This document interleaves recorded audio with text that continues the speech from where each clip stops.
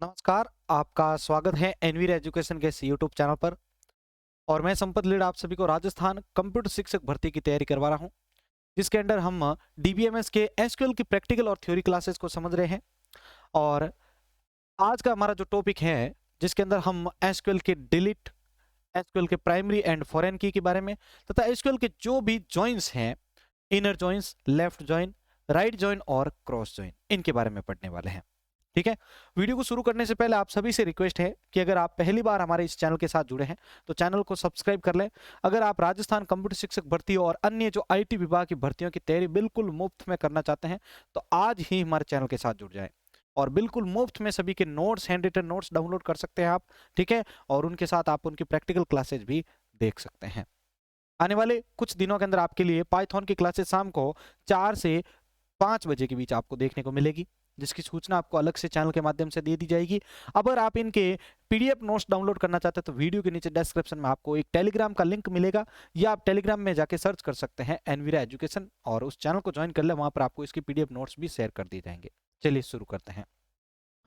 तो आज का ये वीडियो शुरू करने से पहले कुछ एक इंपॉर्टेंट चीज आपको बताना चाहूंगा कि मैंने जब डीबीएमएस की क्लासेस आपको दी थी, डीबीएमएस की क्लासेस जो आपको दी गई थी, तो उस डीबीएमएस की प्लेलिस्ट में मैंने वैसे ऑलरेडी आपको जॉइंस पढ़ा रखे हैं, cross join, inner join, board के माध्यम से पढ़ाए हैं। लेकिन जिन्होंने नहीं ज्वाइन किए, मैं उनके लिए बोल रहा हूं कि आप दोनों माध्यम से प्रैक्टिकल, अगर आप बोर्ड माध्यम से जो है देखना चाहते हैं तो मैंने बोर्ड के थ्रू भी समझाए हैं, तो वो भी आप देख सकते हैं। और यहाँ पर इसके माध्यम से देखना चाहे तो भी आप देख सकते हैं। देखो ये एसक्यूएल के बेस पर है और वो डीबीएमएस के जॉइंट्स, मतलब दोनों का सेम है, प्रोसेस एकदम सेम है। बस यहाँ पर आपको यहाँ है कि एसक्यूएल के अंदर आपको एक क्वेरी देखने को मिलेगी, यानी क्वेरी किस प्रकार से लिखी जाती है। वैसे जॉइंट्स का कंप्लीट टॉपिक मैंने अपने चैनल के ऊपर अपलोड कर रखा है, नहीं देखा तो आप जरूर देखिएगा और यहाँ पर भी आप इस जॉइंट्स को जरूर समझिएगा। चलिए आज हम इन 7 टॉपिक्स को एक ही क्लास के अंदर कवर करने वाले हैं। ठीक है ना, जिसमें से क्वेश्चंस भी आपको एग्जाम के अंदर देखने को मिलते हैं। एग्जाम क्वेश्चन कुछ इस प्रकार से देखने को मिलते हैं कि इनका जो मेथड क्या है या ये काम क्या करते हैं, इनका काम करने का प्रोसेस क्या होता है, वो आपको एग्जाम में पूछा जाता है। इसलिए आप अच्छे से समझिएगा इसको। चलिए सबसे पहले मैं आपको बताता हूं एसक्यूएल डिलीट के बारे में। जैसा कि आपको नाम से पता है कि डिलीट का मतलब होता है कि जो आपका एग्जिस्टिंग रिकॉर्ड है उसमें से कुछ अगर आपको डेटा डिलीट करना है, उसमें से कुछ रिकॉर्ड आपको डिलीट करने हैं, तो वहां पर हम क्या कर सकते हैं, डिलीट का यूज कर सकते हैं। ठीक है ना।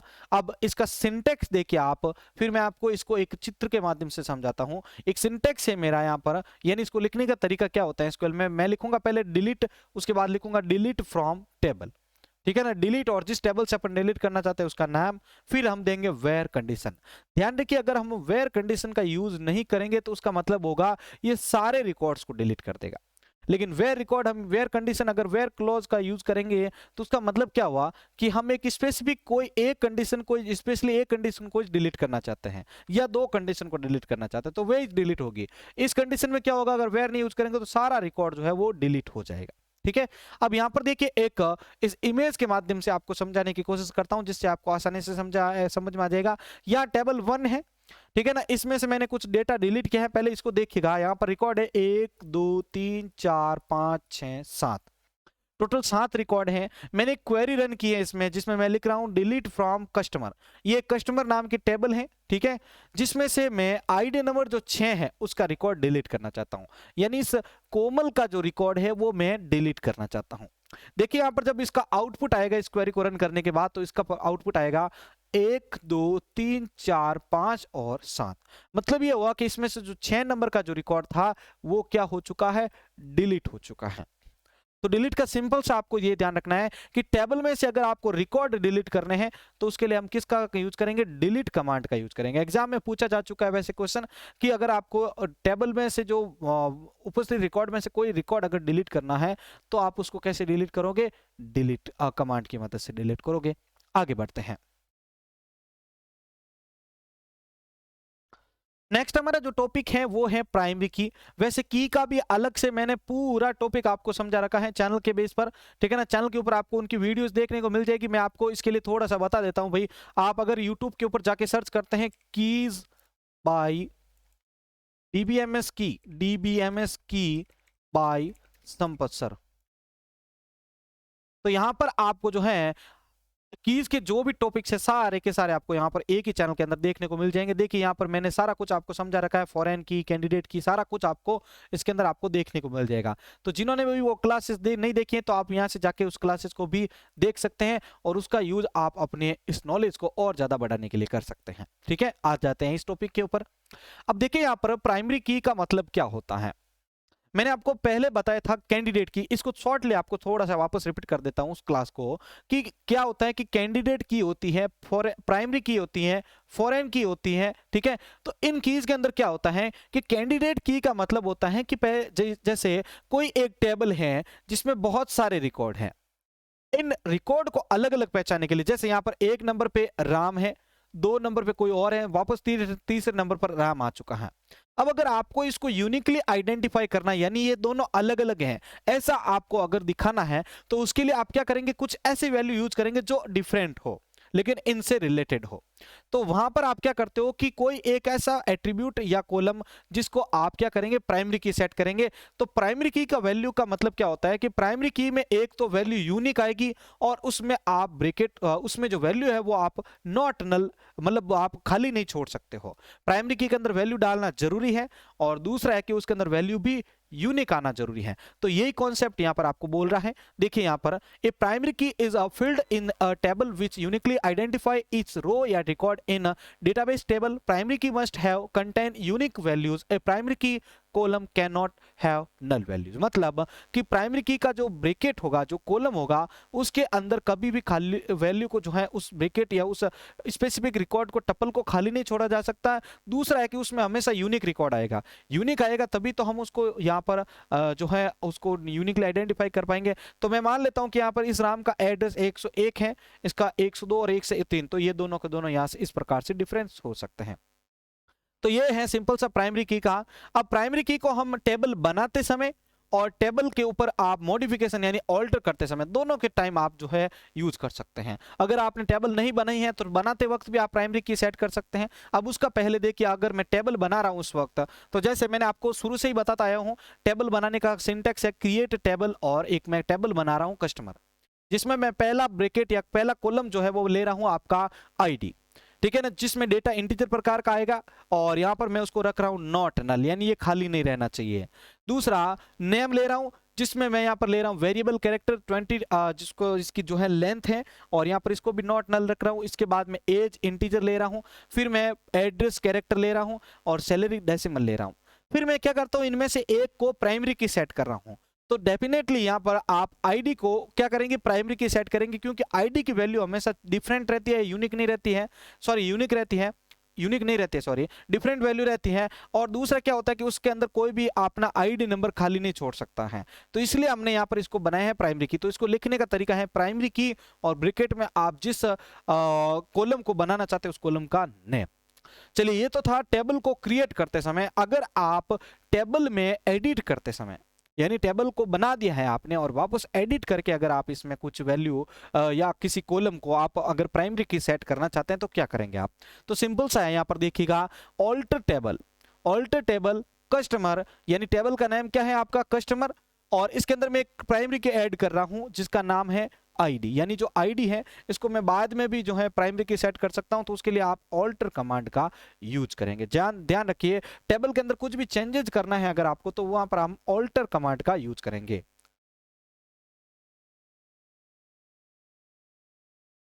तो यहां पर आपको समझ में आ चुका होगा कि प्राइमरी की का मतलब क्या होता है। अब मैंने यहां पर आपको कैंडिडेट की, प्राइमरी की और फॉरेन की के बारे में बोला था। ठीक है, अब यहां पर देखिएगा आप, दूसरा अपना जो टॉपिक आ रहा है फॉरेन की। तो देखिए कैंडिडेट की का क्या मतलब होता है कि ये एक कलेक्शन होता है बहुत सारी यूनिक कीज का। जैसे यूनिक की कौन कौन सी ऐसी कौन कौन सी की हो सकती है जिसको हम प्राइमरी की सेटअप कर सकते हैं, सॉरी जो है यूनिक की के रूप में डिफाइन कर सकते हैं। आधार कार्ड, रजिस्ट्रेशन नंबर और मोबाइल नंबर है, आईडी नंबर है, एम्प्लॉय आईडी है, ऐसे बहुत सारे हैं, आपका आइडेंटिफिकेशन नंबर है। ये सारे के सारे ऐसे हैं जो किसी भी डेटा को यूनिकली आइडेंटिफाई करने में मदद करते हैं। अब यहां पर बात आती है अपनी फॉरेन की। तो देखिए मेरे पास एक टेबल ये है जिसमें मैं आपको यहां पर बता रहा हूं, एक दूसरी टेबल है ये। मैं चाहता हूं कि ये जो कॉलम 1 है इसको मैं किसी अन्य की में भी यूज कर सकूं, सॉरी अन्य टेबल में भी यूज कर सकूं। तो वहां पर क्या करेगा कि ये जो टेबल है, यहां पर ये टेबल का जो है कॉलम 1, ये है आपका प्राइमरी की। क्या है भाई? प्राइमरी की। और ध्यान रखिएगा ये आपका बेस या पेरेंट टेबल है। इसमें से जो ये कॉलम 1 उठ के जो दूसरी टेबल में जाएगा, ये चाइल्ड टेबल में, तो वहां पर इस कॉलम को प्राइमरी नहीं, इसको हम कहेंगे फॉरेन की। क्या कहेंगे हम? फॉरेन की। और डेटा भी यहां से यहां पर आप इसको ला सकते हैं। सिंपल सा है, इसके अंदर आप डेटा इसके अंदर भी ला सकते हैं। अब इसकी डेफिनेशन कुछ इस प्रकार से बनती है कि जब पेरेंट टेबल से किसी प्राइमरी की का डेटा रेफरेंस के रूप में चाइल्ड टेबल में प्राप्त किया जाता है या अन्य टेबल या दूसरे टेबल में प्राप्त किया जाता है, तो उसे हम क्या कहते हैं भाई? फॉरेन की कहते हैं। क्या कहते हैं? फॉरेन की कहते हैं।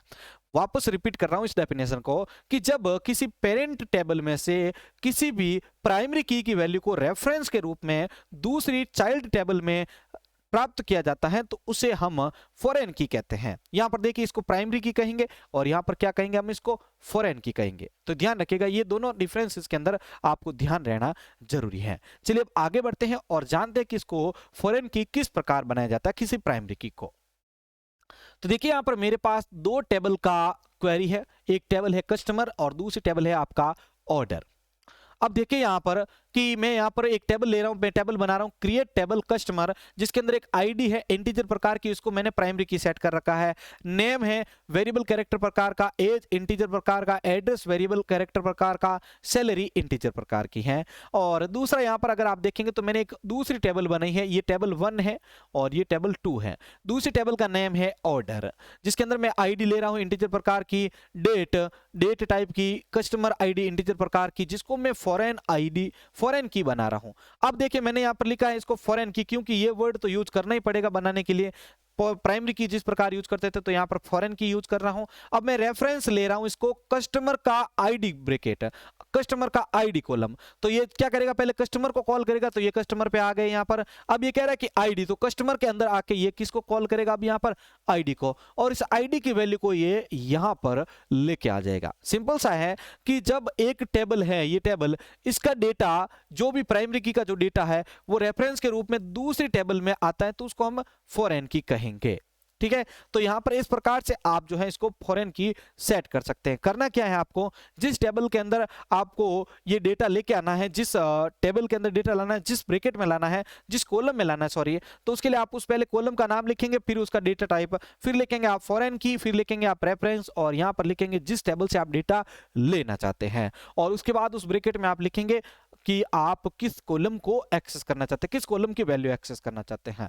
तो इस प्रकार हम इसको सेटअप कर सकते हैं प्राइमरी की से फॉरेन की के अंदर। तो साथियों यहाँ पर आपको प्राइमरी की और फॉरेन की का टॉपिक समझ में आ चुका होगा। आगे बढ़ते हैं। आगे बढ़ने से पहले सबसे वापस रिपीट करना चाहूंगा कि हमारे चैनल के ऊपर 10 के स्पेशल सब्सक्राइबर के ऊपर आप सभी के लिए मेरी जो है स्पेशली बुक लॉन्च होने जा रही है, जिसको आप बिल्कुल फ्री में डाउनलोड कर पाएंगे सभी पीडीएफ वर्जन को। और उसके लिए जल्दी से जल्दी सपोर्ट करें कि अपन दिवाली के इस विशेष मौके पर अपने चैनल के ऊपर 10 का जो है धमाका करें और आप सभी के लिए वो बुक्स फ्री में डाउनलोड करने के लिए दे दें। जल्दी से जल्दी सभी सपोर्ट करें और चैनल के ऊपर 10 के लिए आप सब कुछ कर सकते हैं। देखिए मैं ये मानता हूं कि मेरे चैनल के ऊपर अगर मेरी कोई शक्ति है तो वो है मेरी ऑडियंस, मेरे जो विश्वास करने वाले मेरे जो दोस्त जुड़े हैं वे सभी मेरी शक्ति हैं, क्योंकि मैं अगर उनके लिए कुछ कर रहा हूं तो वे भी मेरे लिए कुछ ना कुछ जरूर करेंगे। आगे बढ़ते हैं।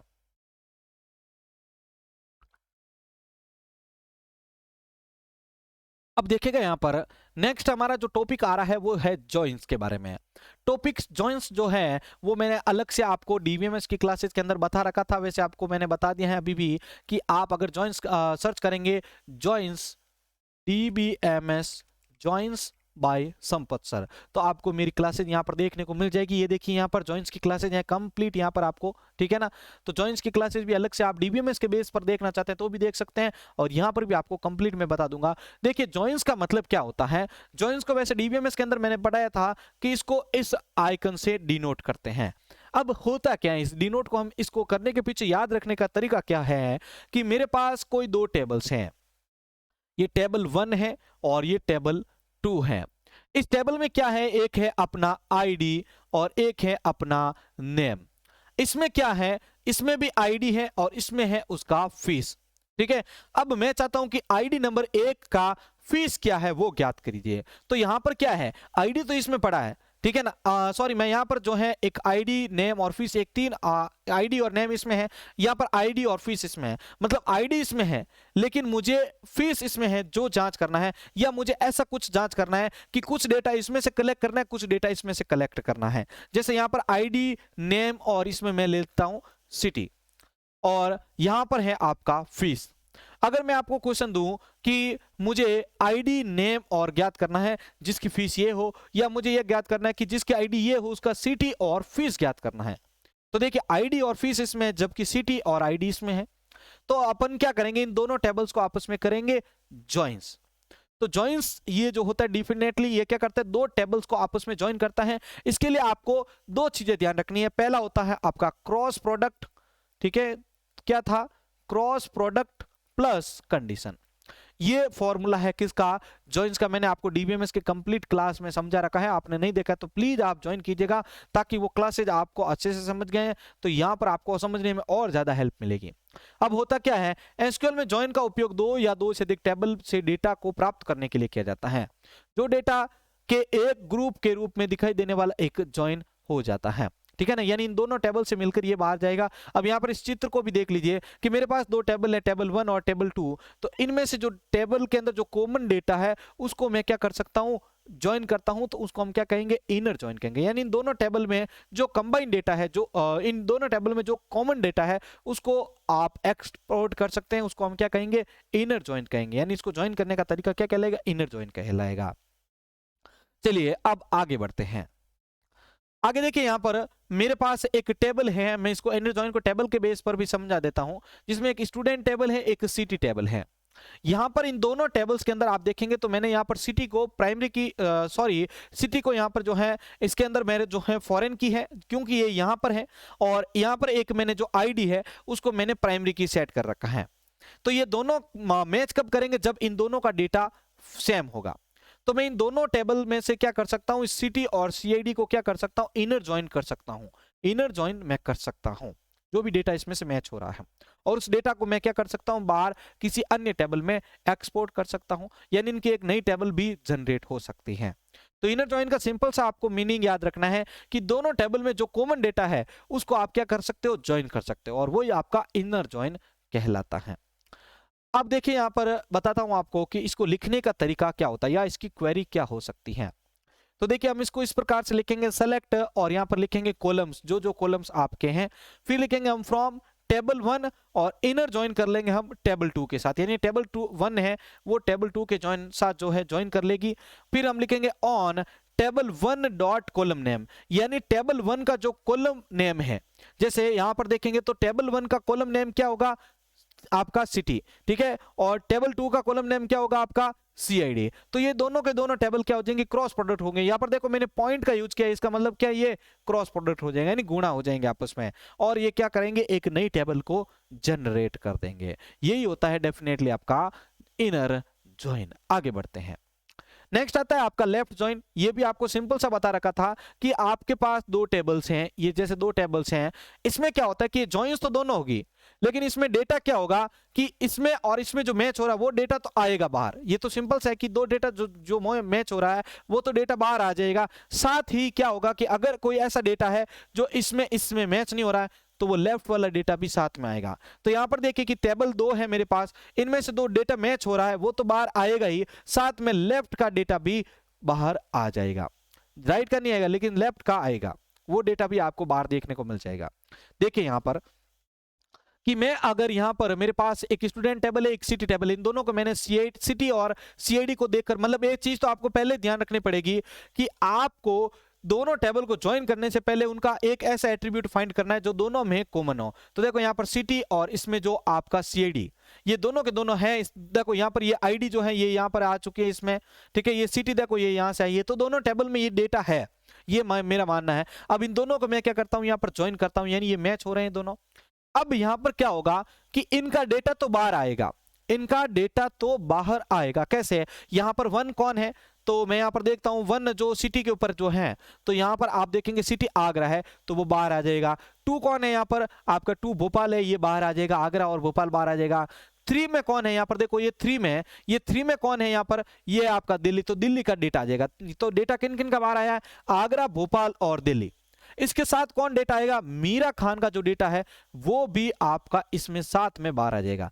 लेकिन ध्यान रखिएगा ये नोएडा वाला डेटा नहीं आएगा, क्योंकि ये राइट टेबल का है, ये लेफ्ट टेबल का है। वापस रिपीट करता हूं कि यहां पर आगरा, भोपाल, दिल्ली तो आ जाएगा, साथ ही ये रिकॉर्ड भी आपका जो मीरा खान का जो रिकॉर्ड है वो भी आएगा। अब बात आती है चौथा जो नोएडा है, ये है राइट टेबल में। अभी हम बात किसकी कर रहे हैं, लेफ्ट टेबल में। तो मैंने आपको बताया था कि ये राइट टेबल का डेटा बाहर नहीं आएगा, तो अपन के पास ये 4 रो की जो रिकॉर्ड होगी वो बाहर आ जाएगी। मतलब इन दोनों में जो मैच कर रहा है वो तो रिकॉर्ड बाहर आएगा, साथ ही लेफ्ट का जो डेटा मैच नहीं कर रहा है वो भी बाहर आ जाएगा। ठीक है, आगे बढ़ते हैं। अब इसको लिखने का तरीका यहां पर देखिए, मतलब अगर आप इसको इस प्रकार से भी यूज कर सकते हैं कि कोई ऐसी टेबल्स है दो जिनको आप मैच कर रहे हो, जिसमें इन दोनों का मैच हो, वो डेटा तो आए, साथ में जो आपकी पहली जो राइट टेबल है, लेफ्ट टेबल है, उसका भी डेटा आपको लाना है, तो आप क्या कर सकते हो, ये लेफ्ट जॉइन यूज कर सकते हो। ये सबसे ज्यादा यूज होते हैं वैसे। आगे देखिए इसको लिखने का तरीका देखिए यहाँ पर, तो मैं इसको लिखने का तरीका इस प्रकार से सेलेक्ट और लिखेंगे यहाँ पर कॉलम्स, जो कॉलम आपको दिखाने हैं। ठीक है, फ्रॉम यहाँ लिखेंगे आप टेबल 1, यानी जो लेफ्ट साइड की टेबल है, लेफ्ट जॉइन टेबल 2, ये जो राइट टेबल है ये आप यहाँ पर लिखेंगे टेबल लेफ्ट जॉइन, यानी लेफ्ट जॉइन टेबल 2। ये टेबल 2 है, ये टेबल 1 है, सिंपल सा है। ठीक है, फिर हम लिखेंगे on table 1 dot column name, यानी टेबल 1 का जो कॉलम है उसको मैच करेंगे टेबल 2 के कॉलम नेम से, तो ये दोनों टेबल मैच हो जाएगी, ज्वाइन हो जाएगी। ठीक है, ये देखो ये ज्वाइन हो जाएगी, तो यहाँ पर इसका डेटा जो भी होगा वो बाहर आपको एक्सपोर्ट होके दिख जाएगा। उसके बाद आता है राइट जॉइन, जो कि इसका बिल्कुल उल्टा काम करता है। इसमें क्या होता है कि दोनों टेबल में जो मैच हो रहा है वो डेटा तो बाहर आएगा ही, साथ में क्या होता है कि राइट का डेटा भी बाहर आपको देखने को मिल जाएगा। ठीक है ना, जो राइट का डेटा होगा वो भी आपको जो है वहां पर बाहर जो है देखने को मिल जाएगा। यहां पर देखिए कि मेरे पास यहां पर ये डेटा था, अब इसको वापस मैं लेकर आपको दिखा रहा हूं कि इसमें 1, 2 और 3 कौन है भाई, आगरा, भोपाल और दिल्ली का तो रिकॉर्ड आएगा, साथ में नोएडा का भी रिकॉर्ड बाहर आ जाएगा। भले ये इसमें मैच ना हो, लेकिन राइट का टेबल ये कह रहा है कि मुझे राइट का डेटा भी बाहर दिखाना है। राइट जॉइन हम जो है इसके ऊपर अप्लाई कर रहे हैं, तो यहां पर अब इस बार कौन सा रिकॉर्ड नहीं आएगा, मीरा खान का रिकॉर्ड बाहर नहीं आएगा, क्योंकि ये इससे मैच नहीं कर रही है। तो जो नहीं मैच करेगी वो तो नहीं आएगा, जो मैच कर रहा है वो आ जाएगा। लेकिन राइट जोन के अंदर राइट का एक ये फायदा है और लेफ्ट का ये होता है कि अगर राइट में है तो राइट का एक्स्ट्रा डेटा है वो भी आएगा, अगर लेफ्ट में है तो वो एक्स्ट्रा डेटा भी आप साथ में एक्सेस कर सकते हैं। ये होता है एसक्यूएल राइट जॉइन। इसको लिखने का तरीका भी देख लीजिए आप।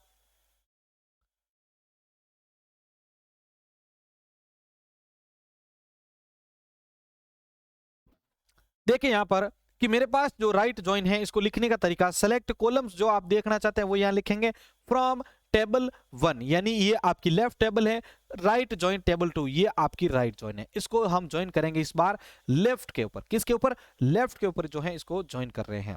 ऑन वॉइस प्रोसेस टेबल 1 का कॉलम नेम और उसको क्रॉस प्रोडक्ट करेंगे हम किसके साथ, टेबल 2 के साथ। ठीक है, टेबल 2 का जो कॉलम है उसके साथ। ये प्राइमरी की है और ये फॉरेन की है, याद रखिएगा।